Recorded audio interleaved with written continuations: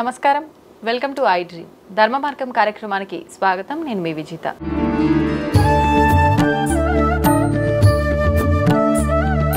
ప్రస్తుతం మనతో పాటు ఉన్నారు ప్రముఖ జ్యోతిష్యులు బ్రహ్మశ్రీ చేబిఎం కిరణ్ కుమార్ శర్మ గారు. ఇప్పుడు గురుగారితో మాట్లాడి మరిన్ని విషయాలు తెలుసుకుందాం. నమస్కారం గురుగారు. అఖండ ఐశ్వర్యవతి భవ, ఆనంద సిద్ధిరస్తు, మహాలక్ష్మి కృపా కటాక్ష సిద్ధిరస్తు. థ్యాంక్ యూ గురుగారు. గురుగారు, భగవంతుడి అనుగ్రహం పొందాలి అంటే ఆలయాలకు వెళ్ళడము, పుణ్యక్షేత్రాలకు వెళ్ళడము, క్షేత్రాలను దర్శించడము, ఇవన్నీ చేస్తేనే ఆయన అనుగ్రహం పొందొచ్చు అంటారా? ఇవన్నీ చేయకపోయినా పొందే మార్గం ఏదైనా ఉందా? నమోస్తనంతాయ సహస్రమూర్తయే సహస్రపాదా క్షిరోర్బాహవే సహస్రనామ్నే పురుషాయ శాశ్వతే సహస్రకోటి యుగధారణే నమః. మనకి ఒక సహస్రమైనటువంటి అనంత రూపమైనటువంటి ఆ వ్యక్తి ఇక్కడ లేడా అంటే యాంకర్ రూపంలో కూడా దేవుడు ఉన్నాడు, కెమెరామెన్ రూపంలో కూడా దేవుడు ఉన్నాడు, ఎక్కడైనా దేవుడు ఉన్నాడు. మనకి సర్వదేవ నమస్కార కేశవం ప్రతిగచ్చతి. ఎలాగైతే నదులన్నీ కూడా వెళ్ళి సముద్రంలో కలుస్తున్నాయో మనం పెట్టేటువంటి ప్రతి నమస్కారం కూడా కేశవుడికే చెందుతుంది. సర్వదేవ నమస్కార కేశవం ప్రతిగచ్చతి. మరి కాబట్టి ఇప్పుడు మీలోనే దేవుని చూడవచ్చు, మీలోనే అమ్మవారిని చూడవచ్చు. అంటే ఒక రూపంతోనే మనకి భావన కాదు ఇక్కడ.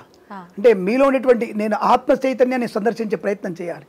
అది మనకి బాహ్యమైనటువంటి రూపంతో చూసి ఒక రకమైనటువంటి భావోద్వేగంతో ఉన్నాం మనం. సో ఈ మతం అని ఆ మతం అని చెప్తుంది, ఇక్కడ దానికి అక్కడ లేదు. ఇప్పుడు ఎక్కడైనా సరే ప్రతి వ్యక్తి నుంచి కూడా ఇక్కడ కూర్చొని నిరామయంగా పూజించమని చెప్తుంది. విగ్రహారాధన లేదన్న విషయం వాస్తవం. మనకి అసలు హిందూ ధర్మంలో విగ్రహారాధన లేదు మనకి. ఇందాక ఈ ప్రశ్నకు సమాధానం అదే. దేవాలయానికి ఎందుకు వెళ్తున్నాము అనేటువంటి భావన అదే. విగ్రహారాధన లేదు. కానీ ఎందుకు వచ్చింది అంటే కలిపురుషుడి యొక్క మాయా ప్రపంచంలో ఉన్నాం మనం. కలిపురుషుడి యొక్క మాయా ప్రపంచంలో ఉన్నప్పుడు మనకేంటంటే 2 నిమిషాలు మనం కూర్చోగానే మనలో అనేక రకాల భావనలు బయటికి వచ్చేసి మనల్ని ఏకాత్మ భావన నుంచి బయటపడేస్తుంటారు. ఏకాత్మ భావన అంటే ఏమిటి? భగవంతుని చేరుకోవడానికి. అందరం కూడా భగవంతుని చేరుకోవడానికి చచ్చిపోతామా? భగవంతుని చనిపోవడం కాదయ్యా నాయన, భగవంతుల్లో లీనం అవ్వడము. ఆయనకి మనం సపోర్ట్గా ఉంటే ఆయన మనకి ధైర్యాన్ని స్థైర్యాన్ని కలిగించి మనలో దైన్యాన్ని పోగొడతాడు. ఆయన నీ ఉద్యోగం చేసుకోమంటాడు, నిన్ను కాపురం చేయమంటాడు, నిన్ను ప్రేమించమంటాడు, పిల్లని కనమంటాడు, చదువుకోమంటాడు, ఉద్యోగం చేయమంటాడు. ఆయన ఏమి టక్కన వచ్చేసి రాగానే మనమేమి శృంగేరి చిన్నస్వామిలం కాదు, లేదా కంచి శృంగేరి చిన్నస్వామిలం కాదు. మనం వెంటనే పిలిచి మనకి సన్యాస దీక్ష ఇవ్వడానికి అది మహాపరమ పూజ్యమైనటువంటి ఆస్థానం. అది అక్కడికి మనం చేరుకోవాలంటే ఎన్నో పుణ్యజన్మల మనకి పవిత్రత ఉండాలి. సో కాబట్టి దేవుడే వెంటనే అందరికి సన్యాసం ఇచ్చేసి నాలో కలుపుకోడు, అయితే చంపేసి మోక్షం ఇస్తాను చెప్పి చంపాడు. నీలో ఉండేటువంటి అహంకార తత్వాన్ని, అనేకమైనటువంటి కల్మషాలని తీసివేసేగలిగే శక్తి ఉంటుంది. దాని ఏకాత్మ భావన అంటారు. ఆ భగవంతుడు లీనమవడం అది అర్థం. అయితే ఇప్పుడు మీరు అడిగిన ప్రశ్నకి దేవాలయానికి వెళ్తేనే అవుతుందంటే ఎందుకు దేవాలయాలు? మరి అక్కడ వచ్చేసి స్వయంభూగా వెంకటేశ్వర స్వామి, ఇక్కడ పీఠం మీద భ్రమరాంబికా సమేత మల్లికార్జున స్వామి, ఇక్కడ యాదగిరిగుట్టలో లక్ష్మీనరసింహేశ్వరుడు, వేములవాడలో రాజరాజేశ్వరుడు. మరి వీళ్ళందరూ ఎందుకు స్వామికి వెళ్ళబడ్డారు? ఎందుకంటే ఇక్కడ కలిమాయలో ప్రభావం చేత కాముకమైనటువంటి భావనలు మనలో బుర్రలోకి వచ్చేస్తాయి. ఎందుకు ధ్యానం చేసుకుందాం కూర్చున్నాను అనుకోండి, ఎవరైనా సరే you just try your self. ధ్యానంలో కూర్చుంటే ఫస్ట్ మనకు వచ్చేవి నెగిటివ్ ఆలోచనలు, నెగిటివ్ భావాలు. ఆడ కానీ మగ కానీ వాళ్ళకి వచ్చేవి నెగిటివ్ ఆలోచనలు. అంటే నాకు డబ్బు వస్తా రాదా, నన్ను వీడు ఎలా చూస్తున్నాడు, వాడని అలా చూస్తున్నాడా, ఈ పిల్ల నా గురించి ఏమనుకుంటుంది, ఈ అమ్మాయి బాగుందా లేదా, ఈ అమ్మాయితో ఎలా ఉండాలి నేను, అంటే వక్రమైనటువంటి భావనతోనే మన యొక్క ఈ వాసనలు బయటకు వచ్చేస్తుంటాయి. అలా రావడం మంచిది. ఎందుకు? మనలో ఉన్నటువంటి చెడు బయటికి వెళ్ళిపోతూ ఉంటుంది. అంటే బయటికి వెళ్ళిపోతే ప్యూరిటీ వచ్చేది మనకి. ఆ ప్యూరిటీ రావాలంటే చెడు అంతా బయటికి వెళ్ళిపోవాలి. మనం కూర్చోగానే ఆ ప్యూరిటీ నుంచి కలిసి తెచ్చేసుకోమో నాకు ఏదో వస్తుందని చెప్పేసి బయటకు వచ్చేసి ఏదైతే వీడు మనసులో ఉండదో నిజం చేయడానికి ప్రయత్నం చేస్తున్నాడు మనిషి. అంటే అమ్మాయిని అనుభవిద్దామని, అబ్బాయిని అనుభవిద్దామని, డబ్బు లాగేసుకుందామని, లేదా తప్పుడు పని చేద్దామని. మనుషులకి తప్పుడు మార్గంలో వెళ్ళేటువంటి వ్యక్తులు 100% ఉన్నారు. కుల మత వర్గ వర్ణ వేద లేకుండా 100% మంది నెగిటివ్ థాట్లో ఉన్నారు. ఇది నిజం. ఇటువంటి నెగిటివ్ థాట్లో నుంచి అంటే మీరు అనేక రకాలైనటువంటి ఈ ఇబ్బందుల నుంచి బయటపడడానికి మనకి విగ్రహారాధన ఏర్పడింది. అంతే తప్ప దేవాలయానికి ఖచ్చితంగా వెళితేనే మనకి పుణ్యం కలుగుతుంది, ఆ మోక్షం లేదండి. మన దేవాలయంలో, మన ఇల్లే దేవాలయం కదా, అసలు ఇంటిని దేవాలయం ఉన్నారు, ఇల్లే పరమ పవిత్ర దేవాలయం. మరి అటువంటి దేవాలయాన్ని వదిలిపెట్టేసి నేను ఎక్కడికో నేను తిరుపతి వెళ్తా, తిరుమలలో స్వామిని చూస్తా, ఎక్కడ చూస్తా, అక్కడ చూడడం వల్ల ఏంటి?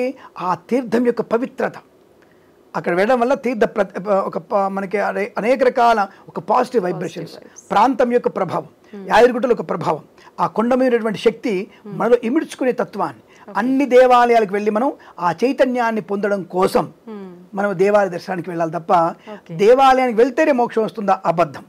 దేవాలయానికి వెళ్తే మోక్షము అది ఎట్టి పరిస్థితుల్లో మీకు రాదు. అసలు దేవాలయానికి వెళ్ళాల్సిన అవసరము లేదు. అని మీరు వెంటనే కామెంట్ పెట్టవచ్చు, కిరణ్ శర్మ దేవాలయానికి వెళ్ళొద్దన్నాడు అని మీరు తమిళ కూడా పెట్టుకోవచ్చు. ఎందుకు వెళ్తారంటే కేవలం అక్కడ భగవంతుడున్నాడన్న భావంతో వెళ్ళకండి. అక్కడ చైతన్యాన్ని పొందడానికి, అక్కడ స్వామితో పాటుగా ప్రకృతి చైతన్యాన్ని పొందడానికి, ఆయా ప్రాంతాల యొక్క మనం అనేక రకాల తీర్థాలని స్నానం చేయడానికి, ఒక మంచి వైబ్రేషన్ పొందడానికి దేవాలయాలు వెళ్ళి పుణ్యక్షేత్ర తీర్థన, సముద్ర స్నానము, నదీ స్నానం కూడా చేయాలి. కానీ ఇంటికన్నా ముఖ్య దేవాలయం ఇంకోటి లేదు. ఇంటిలోనే సమస్త వెంకటేశ్వర స్వామిని పూజించవచ్చు, ఆ శివయ్యను పూజించవచ్చు, దత్తాత్రేయుని పూజించవచ్చు, దుర్గమ్మను పూజించవచ్చు, సరస్వతి అమ్మని పూజించవచ్చు, లక్ష్మీదేవిని పూజించవచ్చు. ఇన్ని దేవతలు ఇంట్లో పెట్టుకొని అక్కడికి వెళ్ళడం ఎందుకు? అక్కడ వెళ్ళడం వల్ల ఉండేటువంటి ప్రయోజనం వేరు, ఇక్కడే చేయడం వల్ల ఉండేటువంటి భగవంతుని ఆరాధన ఇక్కడ చేయడం వేరు. నీ ఇంట్లో చేసే పూజ నీకు గొప్పది. నీ ఇంట్లో సహస్ర కమలార్చన చేయండి, నీ ఇంట్లో సహస్ర కుంభాభిషేకం చేయండి, నీ ఇంట్లో శ్రీసూక్త పారాయణం చేయించండి. అప్పుడు నీకు, నీ ఇంటికి, నీ మామకి, నీ తండ్రికి, తల్లికి అందరికీ కూడా ఒక వైబ్రేషన్స్ ఉంటాయిగా. ఆ మంత్ర ప్రభావం మా ఇంటికి నిండా ఉంటుందిగా. దేవాలయానికి వెళ్ళొద్దనడం లేదు, దేవాలయానికి వెళ్తేనే అనేక రకాల శుభాలు కలుగుతాయా అనేటువంటి భావనకి సమాధానం ఇది. కాబట్టి మీరందరూ కూడా ఇంట్లోనే దేవుడు తెలుసుకోవచ్చు. అంతకంటే ముఖ్యమైనది నీ తల్లిదండ్రులు దేవతలు కారా, దేవుళ్ళు కారా? మాతాపితృ సమందైవం.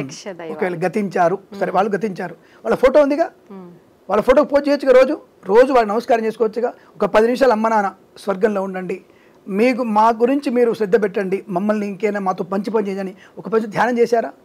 అమ్మ నాన్న బతుకున్నప్పుడు వాళ్ళు కాళ్ళు నొక్కారా? రోజు వాళ్ళ కాళ్ళు నమస్కారం చేశారా? అబ్బే డాడీ బాయ్, మమ్మీ బాయ్ అంటే ముఖాన్ని వెనక్కి తిప్పకుండా మనం ముందు చెప్తున్నాం. అది కరెక్ట్ కాదు, మన ధర్మం అది కాదు. రోజు మీ అమ్మ నాన్నకి నమస్కారం చేయండి. వారి ఆశీస్సులు భగవంతునితో వస్తున్నటువంటి ఆశీస్సులు ఇవి. కాబట్టి తప్పకుండా భగవంతుని కంటే కూడా పరమ పవిత్రమైన ఆశీస్సులు, కాబట్టి ఆశీస్సులు పొందుకొని బయటికి వెళ్తే తప్పకుండా మన శుభమే కలుగుతుంది. కాబట్టి ఇంట్లోనే దేవుని పూజ చేయండి, ఇంట్లో తల్లిదండ్రులను పూజ చేయండి. అనుకూలవంతమైనటువంటి శుభ, ఆనంద, ఐశ్వర్య, ఆర్థిక, ఉద్యోగ, సంతాన, వైవాహిక జీవనానందం పొందవచ్చు. దేహమే దేవాలయం, మన ఇల్లే స్వర్గసీమ. కాబట్టి తప్పకుండా మీరు ఈ దేహంతో దేవాలయాన్ని పూజించండి, అనేక శుభయోగాలు కలుగుతాయి.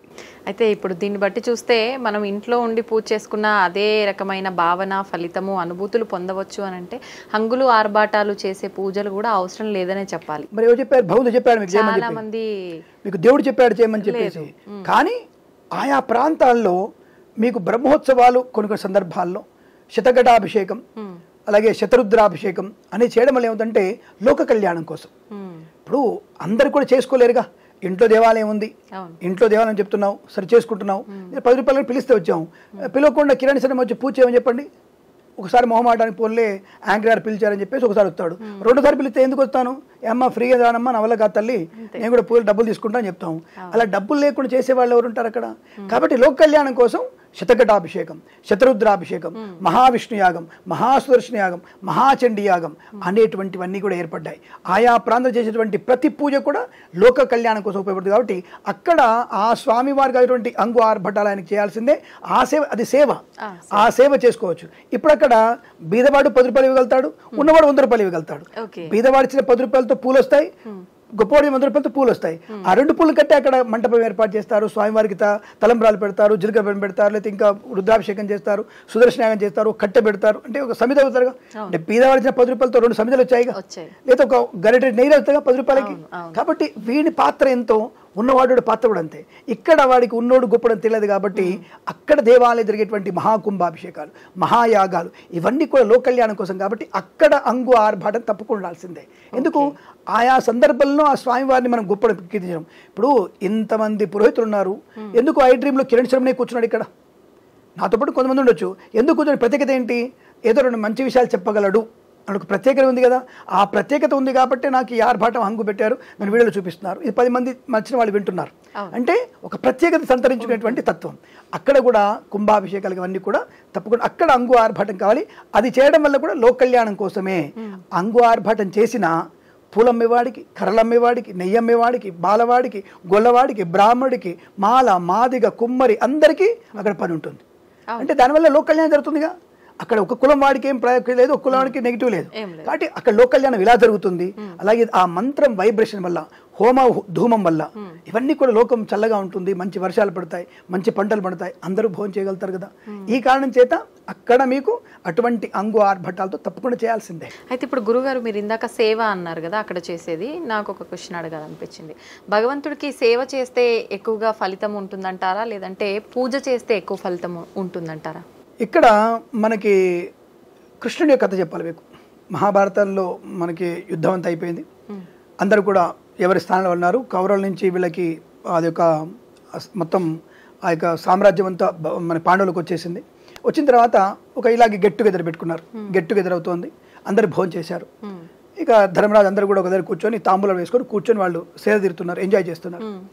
ఇంతలో ఒక ఆయన వచ్చేసి విదురుడు వచ్చేసి అదే కృష్ణుడు ఎక్కడ పోయినాడు, కృష్ణుడు కనిపించట్లేదు, కృష్ణ పరమాత్మ అని అడుగుతుంటే ఆయన రుక్మిణిదేవి చెప్తుంది ఆయన విస్తలు తీసి అక్కడ బయట పడేస్తున్నారండి, శుద్ధి చేస్తున్నారు. అందరూ అయ్యో అదేంటి అపచారం, మా విస్తలు ఎత్తుతున్నావు అంటే, ఎప్పుడైతే మనము తినడం కోసం భోజనం పెట్టి వడ్డించేవాడు ముఖ్యం కాదు, ఎవరైతే అది శుద్ధి చేసిన వాడికే పుణ్యబలం ఎక్కువగా ఉంటుంది. ఎవరైతే గోవుతో పాలు పిండి పాలతో నైవేద్యం చేసిన వాడికి కాదు, గోవుని కాపాడేవాడికి, గోసేవ చేసేవాడికి, గోశాల శుభ్రం చేసిన వాడికి పుణ్యం ఎక్కువ వస్తుంది. కాబట్టి నైవేద్యం లేకుండా భగవంతుడు ప్రీతి అవ్వడు, గోసేవ చేయకుండా గోవు సరిగ్గా నిలబడదు.